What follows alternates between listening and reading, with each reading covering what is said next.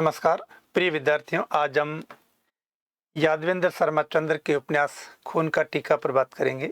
यह उपन्यास आपके पाठ्यक्रम में पहली बार शामिल किया गया है और ऐतिहासिक उपन्यास है। मेवाड़ पर लिखा गया है और इसमें राणा हमीर को केंद्र में रखकर लिखा गया है। खून का टीका यादवेंद्र शर्मा चंद्र राजस्थानी हिंदी के प्रख्यात साहित्यकार रहे हैं। उनकी कहानियाँ, उनके उपन्यास और उनके नाटक बहुत चर्चित रहे हैं। इनको कई सम्मान भी मिले हैं।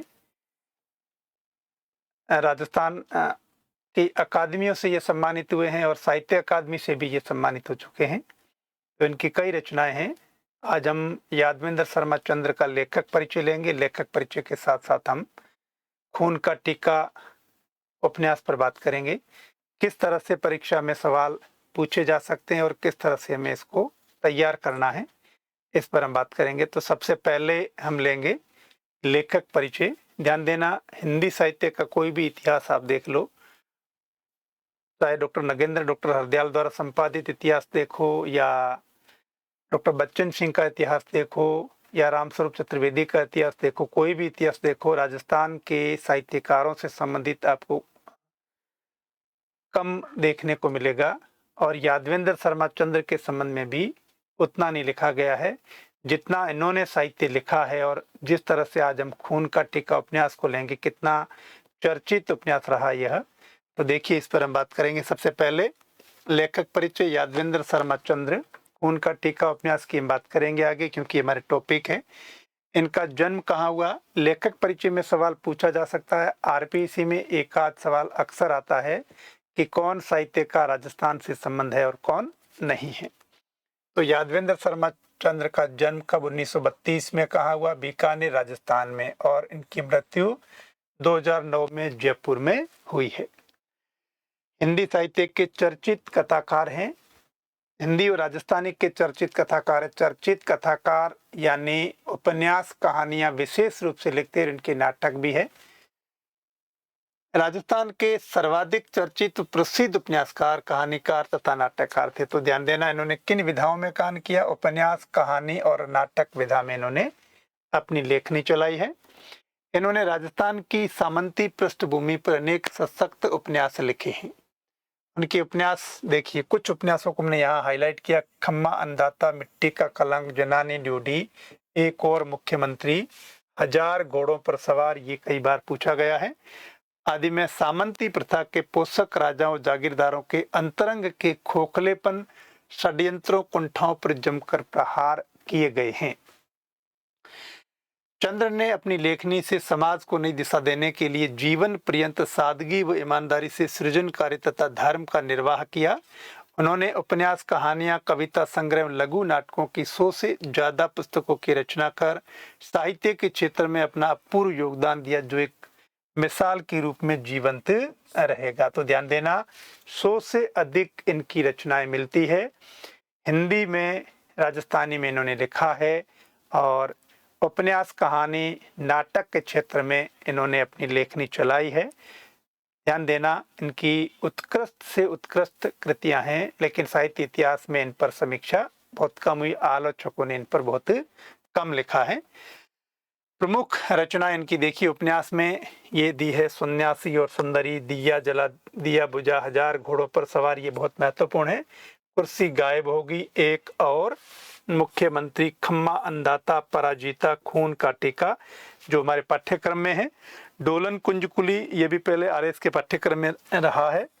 और गुलाबड़ी, सपना, मोभंग इत्यादि उनकी औपन्यासिक कृतियां हैं। कहानी संग्रह में मेरी प्रेम कहानियां, श्रेष्ठ आंचलिक कहानियां, विशिष्ट कहानियां, जमीन का टुकड़ा, जंजाल तथा अन्य कहानियां, महापुरुष आदि, ये इनके जो है कहानी संग्रह है। तो इनकी किसी रचना पर कोई एक आध सवाल यहाँ से भी पूछा जा सकता है। नाटक के क्षेत्र में ताश का घर, महाराजा शेख चिल्ली में, अश्वत्थामा, चुप हो जाए, पीटर, चार अजूबे, आखिरी पड़ाव, जिमुत वाहन, महाबली, बर्बरिक आदि, ये उनके नाट्य कृतियां। साहित्य इतिहास में इन पर मैंने पहले भी कहा आपको कि कम समीक्षा मिलती है, तो यह हमने नेट से जो है लिया है। ये इनकी रचनाओं के संबंध में।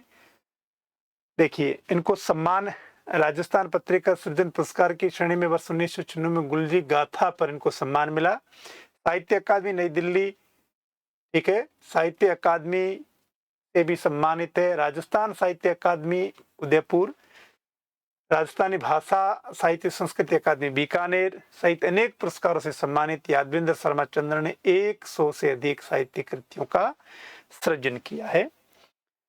तो ध्यान देना, साहित्य अकादमी के साथ साथ राजस्थान की जो राजस्थान साहित्य अकादमी भाषा संस्कृति अकादमी, उनसे भी ये सम्मानित हो चुके हैं। विशेष में क्या है, यादवेंद्र शर्मा चंद्र के उपन्यास हजार घोड़ों पर सवार पर टीवी धारावाहिक बना है। यानी ये सवाल आ सकता है कि उनके किस उपन्यास पर सीरियल बना है, टीवी धारावाहिक बना है, तो हजार घोड़ों पर सवार पर बना है। लाज राखो रानी सती नामक पहली राजस्थानी फिल्म, लाज राखो रानी सती नामक पहली राजस्थानी फिल्म भी, ये सवाल महत्वपूर्ण है, इनके लेखन का ही परिणाम है। गुलाबड़ी चकवे की बात और विडम्बना पर भी टेली फिल्मों का निर्माण हुआ है। तो ध्यान देना, यादवेंद्र शर्मा चंद्र एक महत्वपूर्ण नाम है, राजस्थान से संबंध रखते हैं। बीकानेर में इनका जन्म हुआ और अंतिम सांस इन्होंने 2009 में जयपुर में ली। हिंदी राजस्थानी में इन्होंने लेखनी चलाई है। ये मूर्धन्य उपन्यासकार, कहानीकार और नाटककार के रूप में जाने जाते हैं। इनको अनेक सम्मान भी मिले।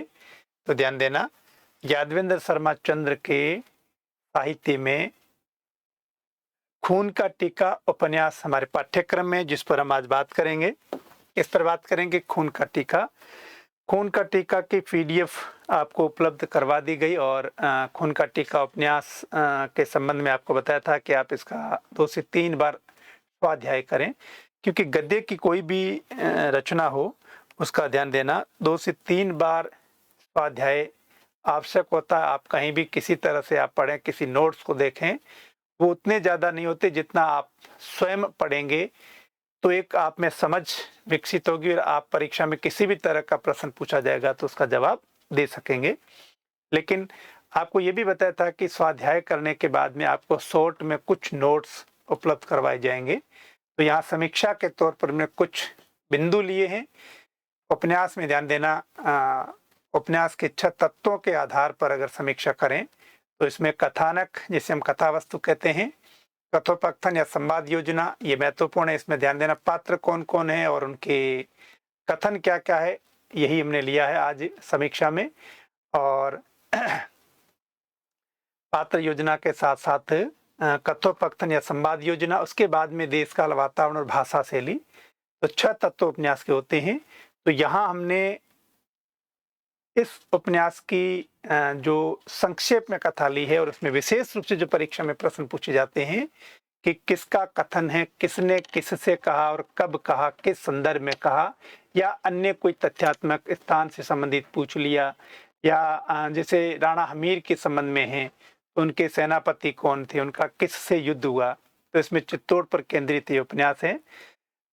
इसकी शुरुआत कैसे होती है, बलिदान दो बलिदान दो से इसकी शुरुआत होती है और उसके बाद में ध्यान देना रत्न सिंह का उल्लेख प्रारंभ में हुआ, बाद में नहीं है। तो इसमें शुरू में जो है अलाउद्दीन का युद्ध होता है और ऐसी स्थिति में जो है इसके अंदर, इस उपन्यास के अंदर जो है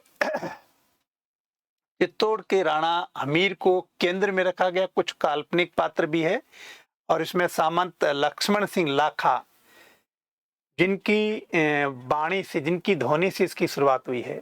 और लाखा के 12 पुत्रों में ही अरसी है, जिसे कहीं अरि सिंह भी उल्लेख मिलता है, और अजय सिंह भी है।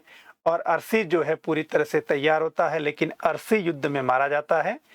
तो ऐसी स्थिति में अरसी का छोटा भाई अजय सिंह, वो जो है वहां से प्रस्थान करता केलवाड़ा की तरफ पवन सिंह के साथ है, और वहां रहते हुए वो इस तरह से अहिंसक रूप से, असहयोग के रूप में जो है वो काम करता है।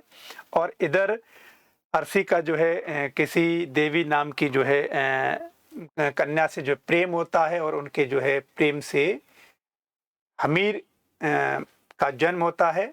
और वहाँ जब अजय सिंह रहते हैं तो अजय सिंह के लिए परेशानी का सबब कौन होता है? वहाँ मुंजा बालेवा अजय सिंह के लिए परेशानी का सबब होता है। तो ऐसी स्थिति में मुंजा को ठिकाने लगाने के लिए अजय सिंह जो है कोशिश करते हैं, लेकिन वो अपनी कोशिश में सफल नहीं होते हैं। ऐसी स्थिति में वो हमीर को बुलाते हैं और हमीर को बुला के ले आते हैं। तो हमीर जो है मुंजा को ठिकाने लगाता है और हमीर मुंजा को ठिकाने लगाते हैं। तो हमीर जब मुंजा का सर ला करके देते हैं अजय सिंह को, तो अजय सिंह उसके सर से ही हमीर उसके खून से अमीर का टीका करते और चित्तौड़ का राणा घोषित करते हैं। उसके बाद की कहानी आपके सामने रहेगी, क्योंकि उसके बाद में जब हमीर पूरी तरह से जो है अजय सिंह के कहे अनुसार चलते हैं तो उसमें उन्हें सफलता नहीं मिलती। तो एक बार तो जो है गुजरात की तरफ प्रस्थान करते हैं, द्वारका जाने की तैयारी करते हैं, लेकिन बीच में खोड़ नामक स्थान पर एक विश्राम करते हैं और वहाँ चारणी बरवड़ी देवी से उनकी भेंट होती है और बरवड़ी देवी उनको पूरी तरह से आश्वस्त करती है कि तुम्हें इस तरह से जाना नहीं चाहिए, तुम्हें पुनः चित्तौड़ जाना चाहिए। और उस समय हमीर चित्तौड़ आते हैं और बरवड़ी देवी उन्हें आश्वस्त करती है कि तुम्हें विवाह का प्रस्ताव आएगा, उस प्रस्ताव को ठुकराना मत और जो भी लड़की होगी उसे विवाह करना और उसमें तुम्हें सफलता मिलेगी। और जब भी आवश्यकता हुई तो मैं 500 घोड़े और मेरे बेटे बारू को भी सहायता के लिए भेजूंगी। और होता यही है कि मालदेव जो है छल करके विवाह का प्रस्ताव भेजता है, लेकिन हमीर पूरी तैयारी के साथ जाते हैं और बारू और उसके साथ बरवड़ी देवी 500 घोड़े भी भेजती है। और नतीजा ये होता है कि मालदेव अपने छल में सफल नहीं होते हैं।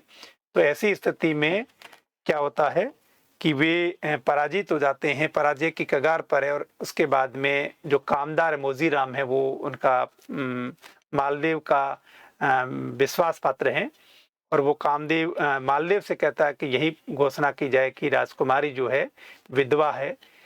लेकिन हमीर कहते हैं कि जो भी हो, हमीर को बरवड़ी देवी के वो कथन याद आते हैं कि जो भी प्रस्ताव आएगा उसे विवाह करके ले आना है।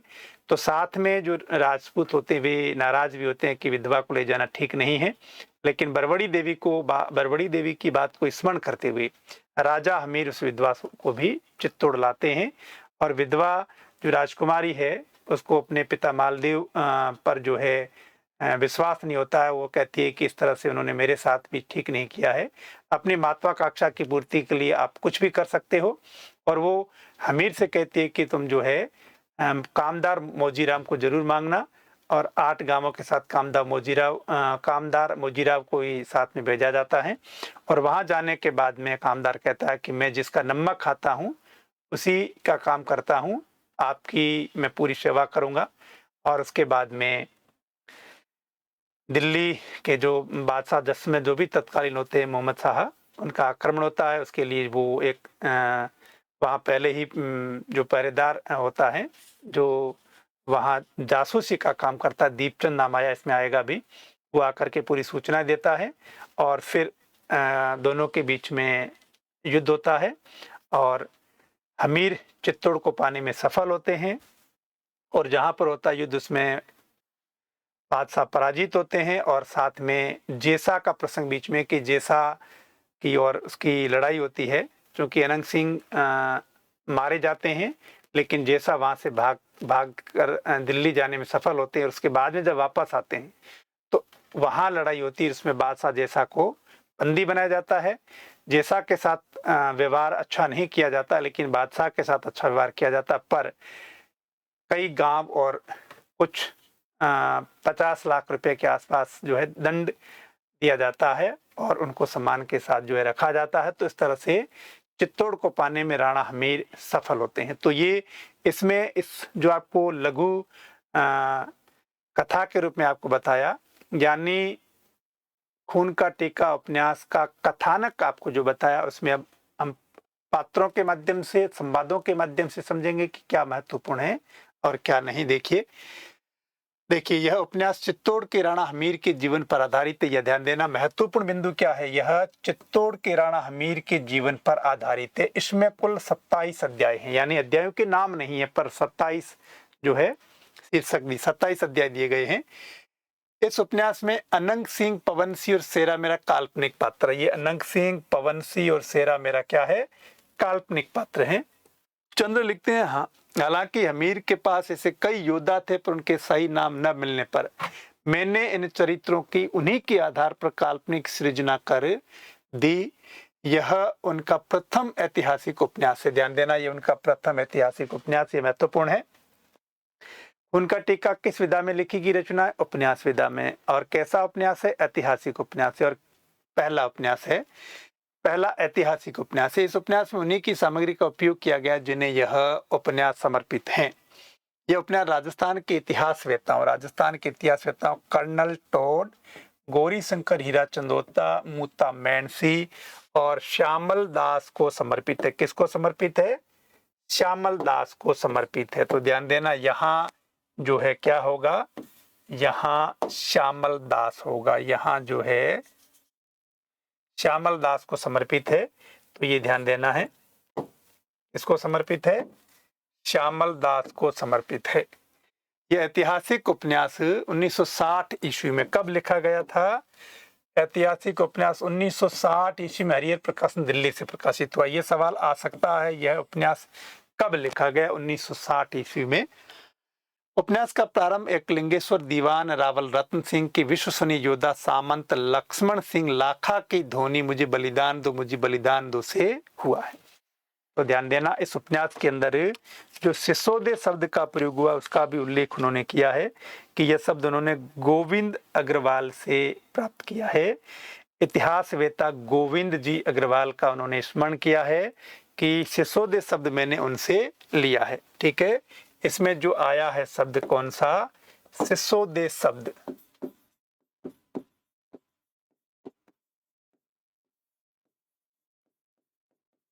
सिसोदे शब्द किसकी देन है? गोविंद अग्रवाल। कौन है? इतिहासवेत्ता। ठीक है, गोविंद अग्रवाल की देन है। ठीक है, सिसोदे शब्द गोविंद अग्रवाल की देन है। गोविंद अग्रवाल कौन है? इतिहासकार है, उनकी देन है सिसोदे शब्द।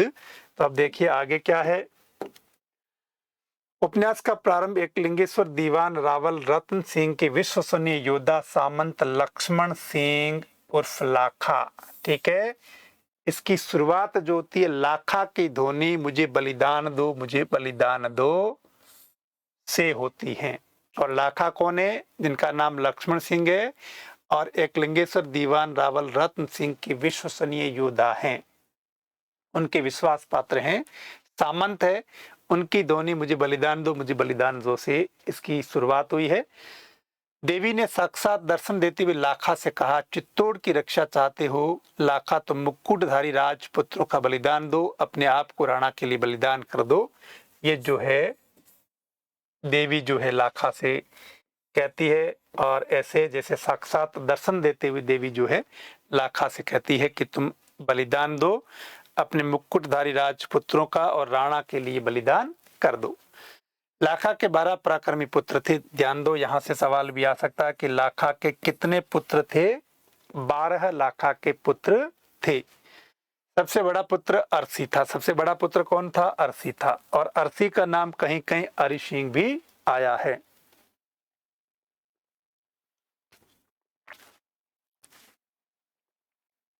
लाखा ने कहा, देवी मुझे बार बार कहती है जब तक राज मुकुटधारी राजकुमार चित्तौड़ की रक्षा समरागनी में स्वाहा न होंगे तब तक सिसोदे वंश का प्रचंड मारतंड यवन के युद्ध रूपी बादलों से मुक्त नहीं होगा। तो सिसोदे वंश जो आया है वो किन की देन है? गोविंद अग्रवाल की देन है। लेखक ने ऐसा लिखा है।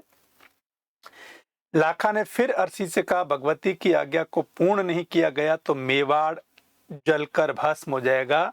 यवन हमारी मान मर्यादा को ध्वंस कर हमारे गौरवों के चिन्ह तक मिटा देंगे। ये किसने कहा? यह लाखा ने कहा है। किससे कहा है? अरसी से कहा है।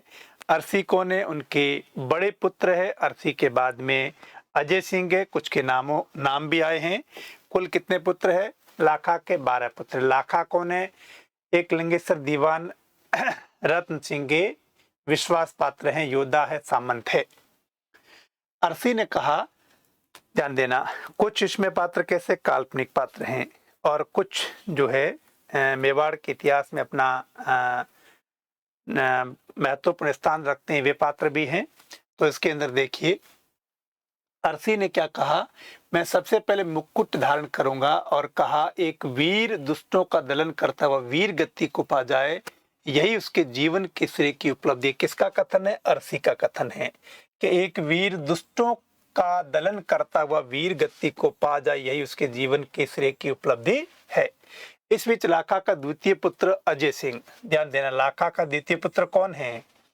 अजय सिंह। लाखा के द्वितीय पुत्र अजय सिंह ने क्या कहा, मैं समर भूमि में यवन सेना को चित्तौड़ के पावन गौरव को खंडित नहीं करने दूंगा। तो ये कथन भी आ सकता है कि किसका कथन है? यह कथन जो है उनके द्वितीय पुत्र अजय सिंह का है। फिर अरसी ने कहा बप्पा रावल का यह मुकुट मुझे पहना दिया जाए, सिसोदे कुल के सेवक को सौंपा जाए, मुझे मेवाड़ की मान मर्यादा की रक्षा करने दी जाए, मैं जीते जी पगड़ी को नहीं गिरने दूंगा। ठीक है, ये कथन किसका है? बप्पा रावल का ये मुकुट मुझे पहना दिया जाए, सिसोदे कुल के सेवक को सौंपा जाए, मुझे मेवाड़ की मान मर्यादा की रक्षा करने दी जाए, मैं जीते जी पगड़ी को नहीं गिरने दूंगा। इस तरह अरसी को प्रथम राणा बनाया गया। अरसी को क्या किया गया? प्रथम राणा बनाया गया। सैन्य संचालन का भार पवन सिंह को सौंपा गया। पवन सिंह तरुण अरुण था। तरुण अरुण किसके लिए आया है? पवन सिंह के लिए आया है। अब देखिए यवनों के आक्रमण को लेकर जब पवन सिंह ने कहा यवनों की सेना असंख्य, तब हरि सिंह ने कहा, अब देखिए यवनों का आक्रमण होने वाला है और योजना बनती है यवनों के आक्रमण को लेकर। कौन? पवन सिंह कहते हैं कि यवनों की सेना असंख्य है। ठीक है, तब हरि सिंह ने क्या कहा, पराक्रम संख्या पर नहीं आंका जाता। ये सवाल आ सकता है कि किसने कहा है पराक्रम संख्या पर नहीं आंका जाता? ये किसने? हरि सिंह ने कहा है, जिनको मेवाड़ का प्रथम राणा बनाया गया। मेवाड़ का योद्धा किसी का घर नहीं उजाड़ रहा है, वह किसी की बहू बेटी की आबरू से नहीं खेला, वह किसी के अधिकारों को छीन नहीं रहा है। ठीक है, ये कौन कहते हैं? हरि सिंह या अरसी कहते हैं। अरसी का देवी नाम की राजपूत कन्या से प्रेम हुआ। उसके बाद में देखिए उनका संघर्ष शुरू हो जाता है। अरसी का देवी नाम की राजपूत कन्या से प्रेम होता है और फिर उसी से जो है विवाह होता है।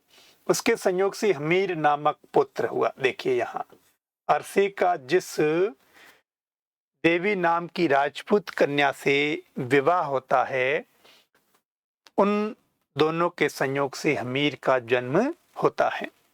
युद्ध में अरसी वीर गति को प्राप्त और यवनों के साथ आक्रमण होता है, उसमें अरसी वीर गति को प्राप्त होता है।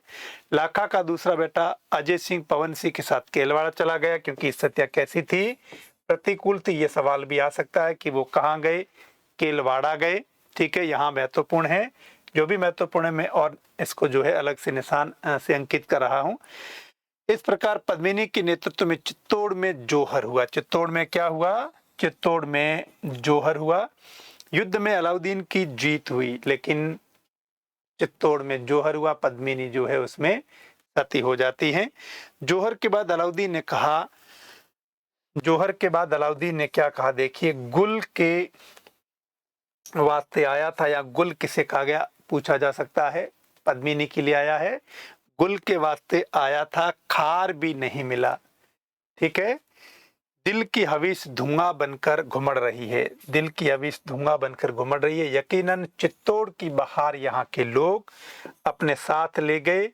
मन ही मन उसने विचारा, राजनीति में दया और करुणा का कोई स्थान नहीं होता। ये सवाल भी आ सकता है, यहाँ से भी पूछा जा सकता है।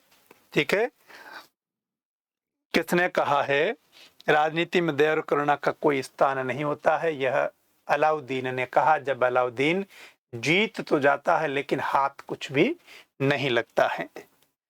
आगे देखिए, उसमें वहां पर एक बुढ़िया थी। जब ये अलाउद्दीन वहां जाता है, जोहर हो चुका और उसमें वहां बुढ़िया दिखाई देती है। उसने अलाउद्दीन से कहा, संसार में यदि कोई वस्तु अमर है तो वह मृत्यु है। मौत ही अमर है, एक दिन तुम्हें भी मिट्टी में ही मिलना है। तो बुढ़िया कहती है कि तुमने जो भी किया है वो अपने प्रेम के लिए किया, यानी तुमने स्वार्थ के लिए किया है। प्रेम जैसे हम नहीं कह सकते, पद्मिनी को पाने के लिए तूने इतना बड़ा नरसंहार किया है। तो वो क्या कहती है कि संसार में यदि कोई वस्तु मरे तो वो मृत्यु है, मोत ये मरे, एक दिन तुम्हें भी मिट्टी में ही मिलना है। वो कौन कहता है ऐसा? ऐसी एक बुढ़िया कहती है और फिर वो भी उसमें अग्निकुंड में कूद पड़ती है।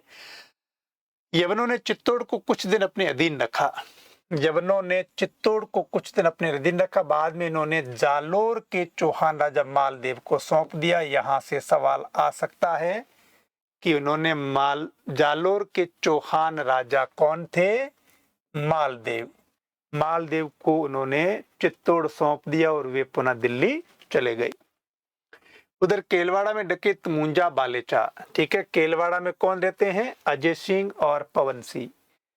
तो केलवाड़ा में डकैत मुंजा बालेचा अजय सिंह के लिए किरकिरी बना हुआ था, क्योंकि मुंजा बालेचा बड़ा आतंकी था और तरह तरह से जो है परेशान कर रहा था। और अजय सिंह वहां बैठ करके जो असहयोग की रणनीति बना रहे थे कि किस तरह से मालदेव को यहाँ से बाहर किया जाए, चित्तौड़ पर किस तरह से चित्तौड़ वासियों का किस तरह से उनका जो अधिकार हो।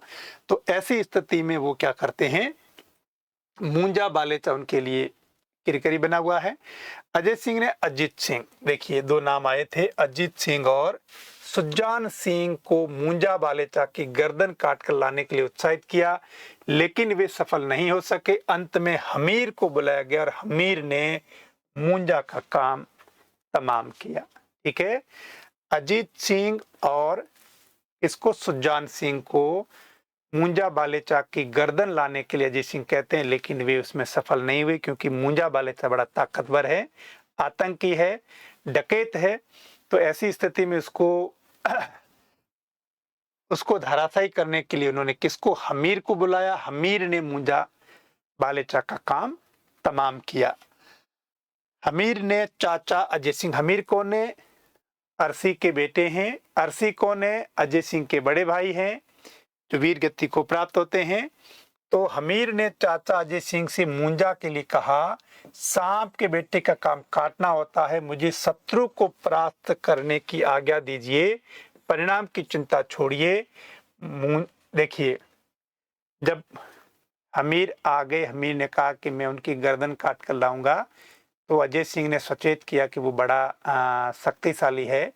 तो उन्होंने कहा कि जो भी होगा मैं सब देख लूंगा, और ये भी कहा कि सांप के बेटे का काम काटना होता है, मुझे शत्रु को परास्त करने की आज्ञा दीजिए, परिणाम की चिंता छोड़िए।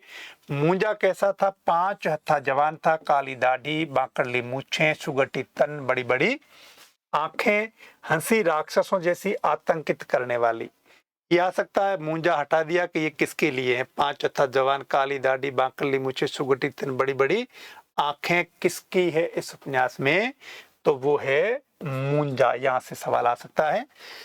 हमीर ने मुंजा से कहा, ठीक है, जब वो मिलता है, हमीर जो है जाकर के मुंजा को पूरी तरह से जो है अपने अधिकार में ले लेते हैं।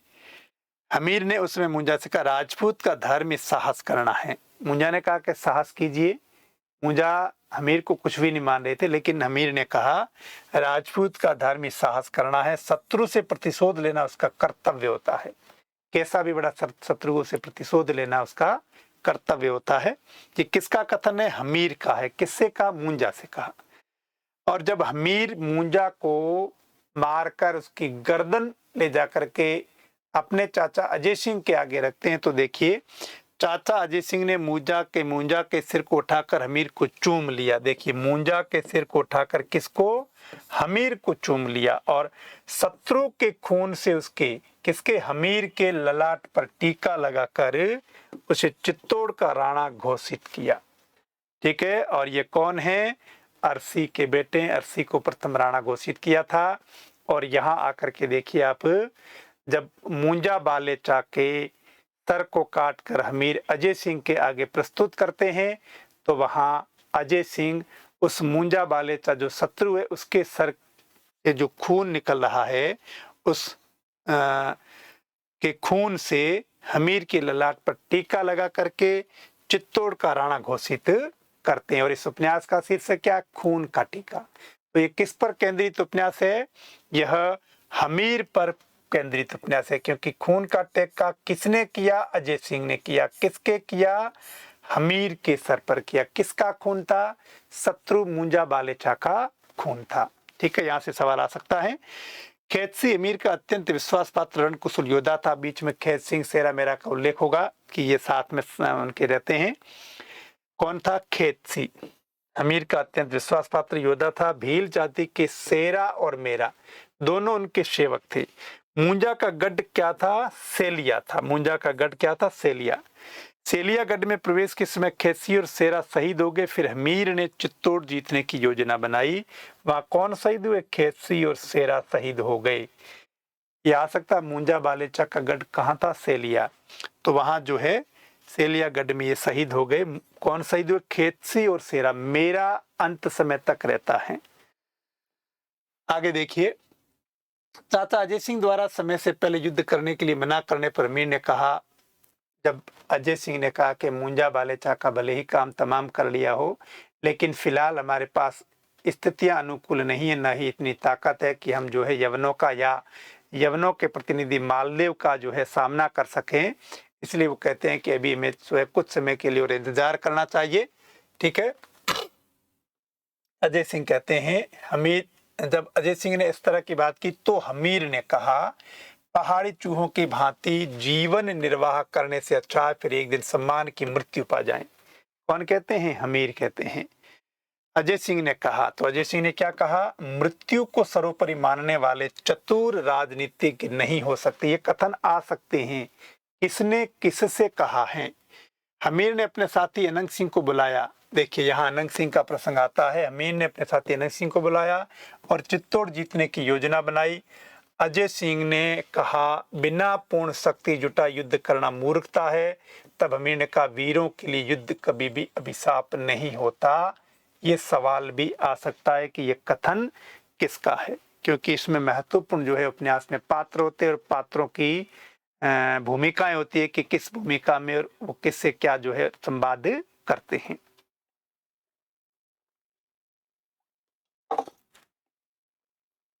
अब देखिए अजय सिंह ने कहा, असहयोग आंदोलन छापेमारी का युद्ध स्वतंत्रता के लिए बड़े सहायक सिद्ध हुए, क्योंकि अजय सिंह जो है कहते कि जब तक हमारे पास सामर्थ्य नहीं होगा, शक्ति नहीं होगी, तब तक हमें असहयोग करना चाहिए और छापेमारी तरीके से युद्ध जो है करना चाहिए। और फिर देखिए, शीघ्रता में किया गया विवेकहीन कार्य पश्चाताप की आंसू के अतिरिक्त कुछ नहीं छोड़ेगा। ये कौन कहते हैं? अजय सिंह कहते हैं। ये किससे बात होती है? हमीर से होती है। हमीर को समझाते हैं किस तरह से युद्ध की योजना बनाना ठीक नहीं, अभी स्थितियां अनुकूल नहीं है। अनंग सिंह ने कहा, अनंग सिंह कौन है? अनंग सिंह हमीर का विश्वास पात्र है और हमीर का जो है क्या है? साथी है। अनंग सिंह ने कहा, अहिंसा की बात नानी की कहानी सी निरुद्देश्य ही लगती, क्योंकि अनंग सिंह में जोश है और उसका जोश और जुनून है कि वो युद्ध ही करता रहे। तो वो कहता है कि अहिंसा की बात नानी की कहानी सी निरुद्देश्य ही लगती है। युद्ध की ओर से कभी भी उदासीन न रहो, वीर के लिए युद्ध न करने का विचार ही मृत्यु है। ये किसका कथन है? अनंग सिंह का कथन। ये सवाल आ सकता है। खून की होली खेलने में उस युद्ध पिपासु पुरुष अनंग सिंह को एक विचित्र उत्तेजना और आनंद की उपलब्धि होती थी। ये सवाल आ सकता है कि खून की होली खेलने में किसको आनंद की प्राप्ति होती थी? मूंजा को नहीं होती थी, अनंग सिंह को होती थी, जो हमीर का साथी है। अनंग सिंह ने कहा, खून की धारा में उठती हुई बुलबुलें मुझे सावन में पड़ती वर्षा की बूंदों की स्मृति दिलाते। ये सवाल भी आ सकता है कि ये कथन किसका है? ये कथन भी किसका है? अनंग सिंह का है। आप 2-3 बार स्वाध्याय करेंगे तो स्पष्ट हो जाएगा कि कौन क्या कह रहा है। अजय सिंह ने अहिंसक असहयोग आंदोलन जारी रखने की बात की कि अजय सिंह कौन है? हमीर के चाचा हैं। भूप सिंह ने अंत तक इसका विरोध किया। भूप सिंह भी इसका जो है विरोध करते रहे। हमीर निरुद्देश्य यात्री की भांति चलता रहा, यानी इसका कोई उद्देश्य दिखाई दे नहीं रहा था, फिर भी चलता रहा। चलता चलता वह, यानी जब हमीर वहां से, देखिए यहाँ बीच में रोक रहे हैं कि हमीर को लग रहा था कि इस तरह से मैं यहाँ रह नहीं सकता, असहयोग के रूप में जो है इस तरह से काम नहीं किया जा सकता। तो हमीर जो है, हमीर को कोई उद्देश्य दिखाई नहीं दिया, तो वो क्या है, कहाँ चलता है? गुजरात की तरफ, द्वारका की तरफ जाता। चलता चलता वह गुजरात की खोड़ गांव पहुंचा। ठीक है, चलता चलता वह, ठीक है, यहाँ क्या आएगा, चलता चलता वह गुजरात के खोड़ गांव पहुंचा। यहां से सवाल आ सकता है कि वे गुजरात के किस गांव पहुंचते हैं, किस गांव पहुंचते हैं, खोड़ गांव पहुंचते, ये सवाल जो है यहां से आ सकता है। वहां करुणामयी चारणी बरवड़ी देवी, वहां कौन है, चारणी बरवड़ी देवी है, बरवड़ी देवी से हमीर की भेंट हुई। उस देवी के मुख पर प्रभावशाली ज्योतिर्विशाल नैनों में गहरे सागर सा गांभीर्य था। ऐसा किसका चित्रण है, पद्मिनी का नहीं है, राजकुमारी का नहीं है, किसका है, बरवड़ी देवी का है कि उस देवी के मुख पर प्रभावशाली ज्योति विशाल नैनों में गहरे सागर सा गांभीर्य था। आगे देखिए क्या है, बरवड़ी देवी ने हमीर को द्वारका जाने के बजाय, देखिए हमीर कहाँ जा रहे थे, द्वारका, द्वारका जाने के बजाय चित्तौड़ लौटने का कहा। उन्होंने कहा कि ये समय द्वारका जाने का नहीं है, ये समय है कि चित्तौड़ लौट जाओ। और देखिए साथ ही कहा कि आपको विवाह का निमंत्रण आएगा, चित्तौड़ चले जाओ, वहां विवाह का निमंत्रण आएगा, उसे सर स्वीकार करें, विरोध प्रतिरोध की चिंता किए बिना ही आप उस लड़की को घर लाएं, उसका आगमन आपकी विजय का आधार होगा। समय आने पर मुझे सूचना देना, मैं तुम्हें 500 घोड़ों की सहायता दूंगी और साथ ही मेरा वीर गायक पुत्र बारू भी तुम्हारे पास आएगा। तो यहाँ सवाल आ सकते हैं कि उनके पुत्र का नाम क्या, बारू, कितने घोड़ों की सहायता की बात की है, 500 घोड़ों की सहायता की बात की। और ये कहा है कि द्वारका जाने के बजाय तुम्हें वापस चित्तौड़ जाना चाहिए। जब चित्तौड़ जाओगे तो वहां किसी लड़की के विवाह का प्रस्ताव आएगा, विरोध प्रतिरोध होगा, लेकिन तुम्हें उससे विवाह करना है, वही तुम्हारे जो है क्या होगा, उसका आगमन आपकी विजय का आधार होगा।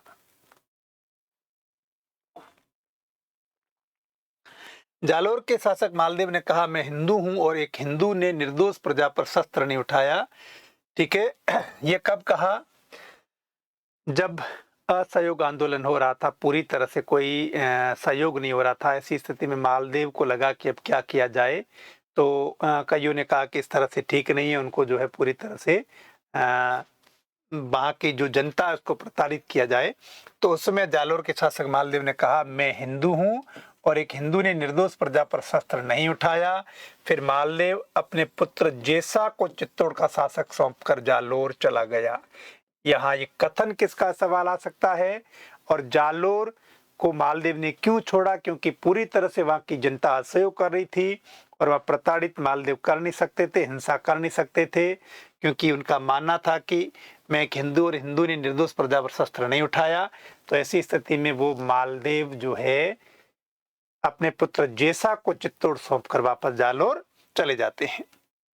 अजय सिंह ने अमीर से कहा, इस निर्दयी युद्ध की प्यास इतनी भयंकर होती है कि वह सुहागिन का सुहाग और बच्चों का भाग्य और माताओं के बेटे छीन लेती है। किसने कहा, अजय सिंह ने अमीर से कहा है, ये कथन है। और फिर देखिए राजा मालदेव ने, जब मालदेव वहां जाते हैं तो छल करके अपने विश्वास पात्र मेहता जूहन और पुरोहित जयमाल, यहाँ सवाल भी आ सकता है, अपनी पुत्री के विवाह का नारियल हमीर के लिए भेजा। एक छल था, एक धोखा था कि जैसे अमीर वहां आएंगे तो काम तमाम कर दिया जाएगा। किसको भेजा, मेहता जूहन और पुरोहित जयमाल को। लेकिन हमीर जब ऐसे परास्त नहीं हुआ तो कामदार ने कहा कि राजकुमारी सोनगरी विधवा है। यानी योजना थी, लेकिन हुआ क्या कि बरवड़ी देवी ने 500 घोड़े भेज दिए, बारू भी साथ में। ऐसी स्थिति में मालदेव अपने काम में सफल नहीं हुआ। तो अंतिम समय में उनको लगा कि राजकुमारी सोनगरी से विवाह होने वाला है, इसको रोका कैसे जाए, अगर हो गया तो मालदेव की फजीयत होगी। ऐसी स्थिति में कामदेव ने यह कहा कि यह कहा जाए कि राजकुमारी विधवा है, ऐसी स्थिति में हम विवाह करेंगे ही नहीं, वापस लौट जाएंगे। लेकिन ऐसा हुआ नहीं। तो देखिए उन्होंने कहा राजकुमारी विधवा है ताकि वह टल जाए। मोजीरा मेहता कामदार कौन था, मालदेव का कूटनीतिज्ञ लोहदुरी था। सवाल यहाँ से भी एक दो सवाल आ सकते हैं। विधवा विवाह पर पवन सिंह ने कहा, विधवा विवाह हमारे धर्म के विरुद्ध है, ऐसा करने वाले राजपूत बड़े निम्न कोटि की दृष्टि से देखे जाते हैं। किसने कहा, पवन सिंह ने कहा। उन्हें नात्रायत राजपूत कहते हैं, जो हमारे सदर सम्मान प्रतिष्ठा नहीं प्राप्त कर सकते। कौन कहते हैं, पवन सिंह कहते हैं, क्योंकि उन्हें यथास्थिति का कुछ भी पता नहीं, यहाँ तक कि हमीर को भी अभी तक पता नहीं है। फिर देखिए, राजकुमारी ने पिता मालदेव से कहा, जब राजकुमारी को ये लगा कि मेरे बारे में ये चर्चा हो रही है कि मैं विधवा हूँ, तो ऐसी स्थिति में राजकुमारी मालदेव से क्या कहती है कि मैं अब आपका कुछ भी सुनने को तैयार नहीं हूँ, मैंने आपका विश्वास करना छोड़ दिया है। आप पापी ही नहीं नराधम हैं, आप मानवीय संवेदनाओं के परे केवल राजनीतिक के चतुर निराधर्मी और पाषाण प्राणी हैं। आपका कोई अपना नहीं और कोई पराया नहीं, आपका हर कार्य स्वार्थ सिद्धि का प्रतीक होता है। आप राजनीतिक के स्वार्थ लोलुप अवर्तन में रहने वाले दूसरों की लालसा अभिलाषा को एक खेल समझने लगे हैं। आपका एक ही वस्तु से प्रेम में, वह है आपकी महत्वाकांक्षा। देखिए, लंबा संवाद है और राजकुमारी सोनगरी जो है किससे कहती है? अपने पिता मालदेव से कहती है। कहीं से भी सवाल आ सकता है कि किसने कहा है, मालदेव से किसने कहा आपका एक ही वस्तु से प्रेम है और वह है आपकी महत्वाकांक्षा? किसने कहा? राजकुमारी ने कहा है। ठीक है, तो यहां से कोई सवाल आ सकता है। राजकुमारी ने अमीर से कहा कि आप मालदीव से दहेज के साथ यहाँ के अत्यंत चतुर राजनीति में निपुण कामदार मोजीराम जी को भी मांग लें। किसको? राजनीति में निपुण कामदार मोजीराम जी को भी मांग ले। कौन कहता? राजकुमारी अमीर से कहती है। अब अमीर विवाह क्यों करते विधवा से? क्योंकि अमीर को बरवड़ी देवी ने कहा कि विरोध प्रतिरोध होगा, लेकिन उस लड़की से विवाह करना है। मालदेव ने प्रथा के अनुसार अमीर को 8 जिले दिए, मगरा, सेरानला, गिरवा, गोड़वाड़, बाराट, श्यामपट्टी, मेरवाड़ा और घाटे का चोखला दहेज में दिए।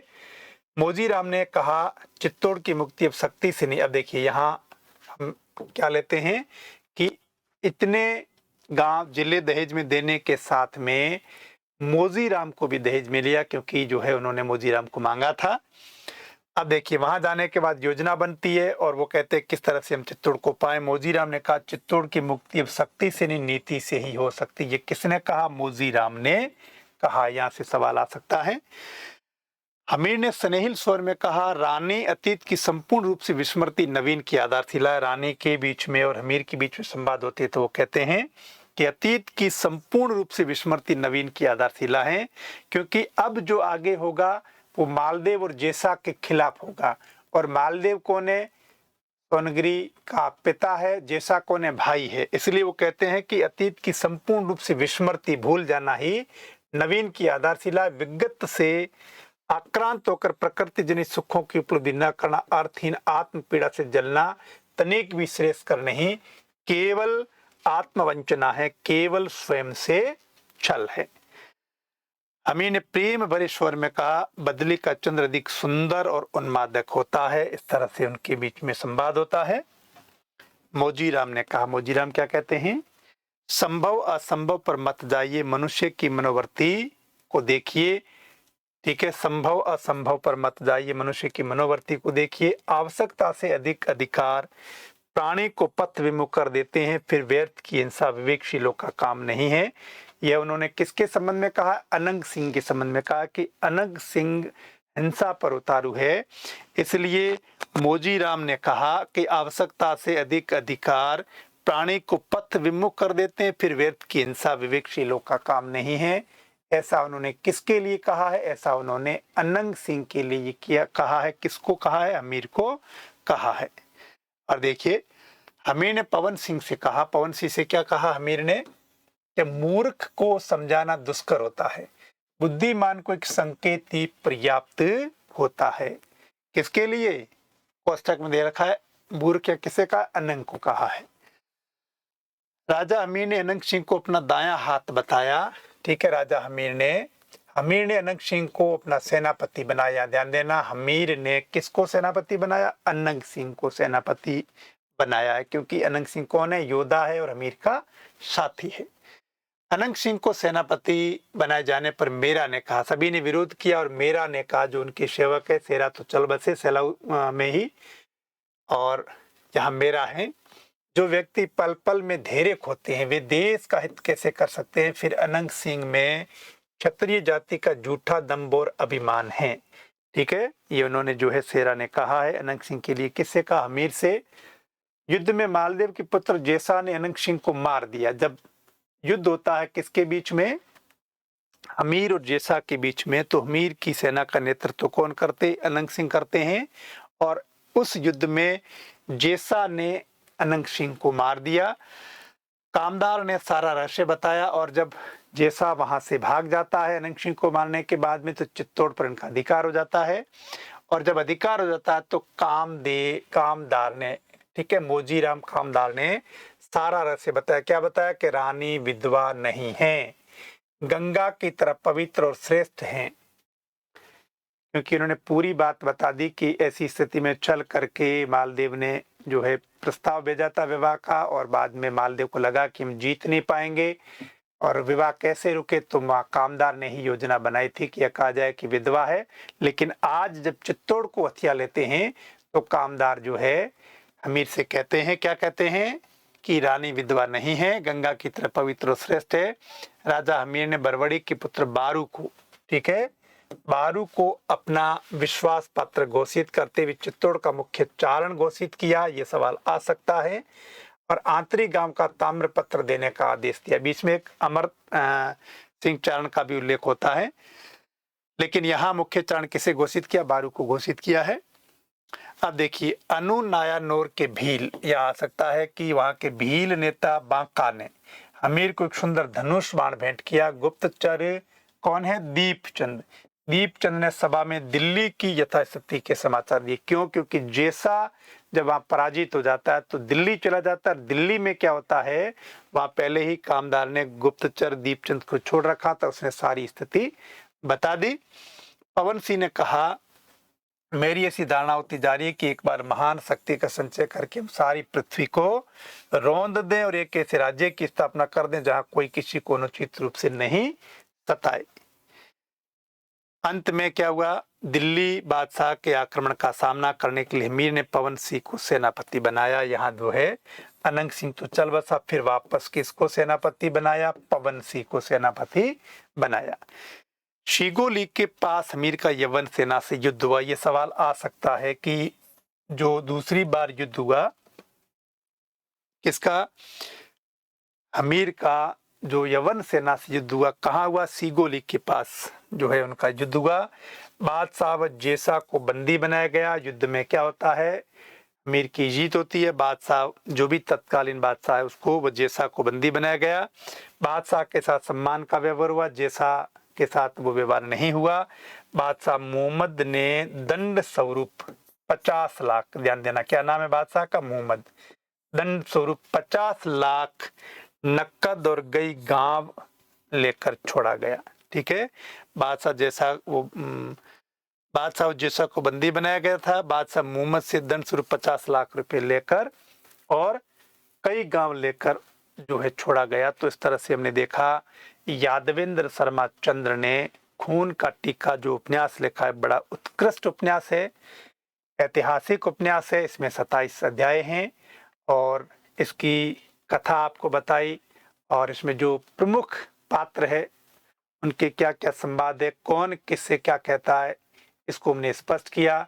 तो इसके अंदर ध्यान देना, अलाउद्दीन की जो है चढ़ाई होती है, लेकिन वहाँ जौहर होता, पद्मिनी को पाने में वो सफल नहीं होता है। और उस स्थिति में यवन कुछ समय रहने के बाद में मालदेव को चित्तौड़ सौंप कर चले जाते हैं, लेकिन मालदेव का वहाँ अजय सिंह असहयोग करते हैं। ऐसी स्थिति में वो कुछ कर नहीं पाता है, और ऐसी स्थिति में फिर पीछे मुंजा की कथा आती है, और हमीर अजय सिंह जो है मुंजा के सर से जो खून निकला होता है, शत्रु के खून से हमीर का तिलक करते हैं। उसके बाद में हमीर को राणा घोषित कर दिया जाता है, जो अरसी का बेटा है, और फिर हमीर जो है वहाँ रहता है। फिर बरबड़ी से मिलना, और बरबड़ी का यह कहना कि लड़की का प्रस्ताव आएगा, और उसके बाद में मालदेव का प्रस्ताव भेजना और फिर वहाँ जाना, और उसको विधवा कामदार द्वारा कहा जाना, लेकिन फिर भी हमीर का उससे विवाह करना, राजपूतों का विरोध करने पर भी विवाह करना, क्योंकि बरबड़ी देवी की उनको बार बार याद आती है। और फिर वो उसको जो है चित्तौड़ ले जाते हैं, और चित्तौड़ ले जाने के बाद में जैसा का काम तमाम होता है। इस बीच अनंग सिंह भी जो है मारा जाता है, और उसके बाद में जब एक योजनाबद्ध तरीके से काम किया जाता है तो सीगोली के पास जो है जैसा और मोहम्मद बादशाह जो है बंदी बनाए जाते हैं। 50 लाख रुपये कुछ गांव लेकर के जो है बादशाह को छोड़ा जाता है। तो इस तरह से इस खून का टीका उपन्यास में राणा हमीर को केंद्र में रख करके मेवाड़ की यशोगाथा जो है लिखी गई है। तो यादवेंद्र शर्मा चंद्र जो है एक उत्कृष्ट साहित्यकार है, कथाकार है, उपन्यास और कहानियां लिखते और नाटक भी लिखते हैं। तो इस तरह से हमने आज यादवेंद्र शर्मा चंद्र के 1960 में लिखे गए उपन्यास खून का टीका को लिया। आप खून का टीका उपन्यास का मैंने पहले भी कहा स्वाध्याय करें ही, बहुत ही अच्छा उपन्यास है, आपको पढ़ने में बड़ा आनंद आएगा। और मैंने जो महत्वपूर्ण बिंदु थे उस पर चर्चा की। तो इस तरह से आप खून का टीका उपन्यास को तैयार करें। धन्यवाद।